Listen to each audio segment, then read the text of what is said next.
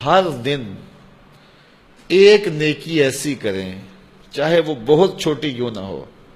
ویسے نیکی کو میرے حضور نے کہا کہ چھوٹی نہ سمجھنا، نیکی بڑی ہوتی ہے، نیکی بڑی ہوتی ہے.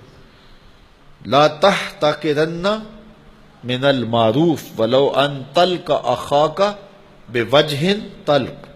نیکی کو چھوٹی نہ سمجھنا اگرچہ تم کسی اپنے مومن بھائی کو خندہ پیشانی سے ملے کیوں نہیں ہو.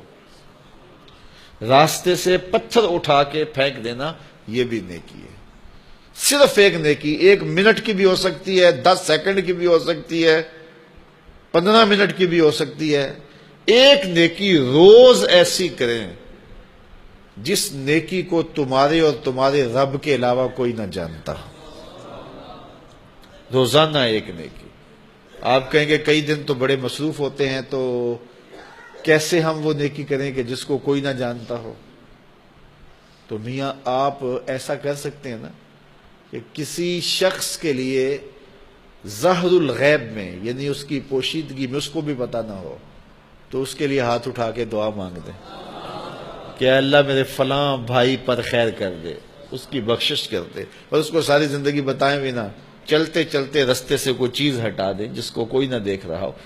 یعنی کچھ نیکی ایسی کریں جس کو لوگ دیکھتے بھی ہیں، کرنی بھی چاہیے، لیکن ایک نیکی روز کی ایسی کریں کہ جس کو آپ کے علاوہ اور آپ کے رب کے علاوہ کوئی نہ جانتا ہو. وہ چھوٹی چھوٹی بھی ہوں اور آہستہ آہستہ بڑی بڑی بھی نیکیاں ہوں. تو پھر دیکھنا کہ زندگی کتنی سرور دیتی ہے. اس سے برکت کیا ہوگی؟ دل میں خلوص پیدا ہونا شروع ہو جائے گا. مخفی نیکی کی اپنی لذت ہوتی ہے، وہ لذت آنی شروع ہو جائے گی.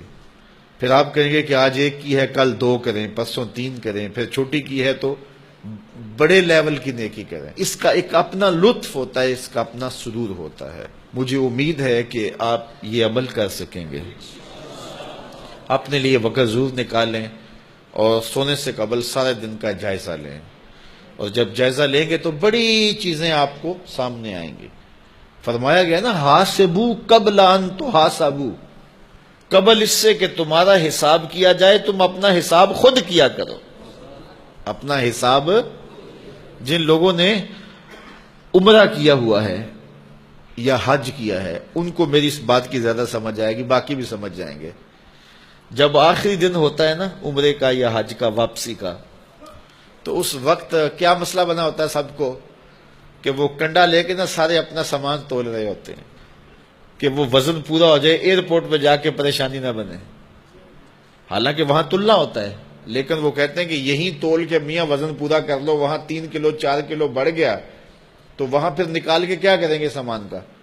تو وہ پہلے وہاں وزن پورا کر رہے ہوتے ہیں کہ وہاں جا کے ایئرپورٹ پہ پریشانی نہ ہو. تو یہی یہ حدیث ہے، یہی فرمان ہے، حاسبو قبل ان تحاسبو. وہاں پریشانی نہ ہو، یہی وزن پورا کر کے جاؤ. تو یہی اپنے اعمال تولو، اپنا محاسبہ کرو، اپنے آپ کو دیکھو، اپنے اندر اترو، اور پھر دیکھنا کہ زندگی کتنی خوبصورت ہو جائے گی. زندگی بہت بگاڑ لی، اب زندگی کو سنوارنے کی کوشش کریں. اور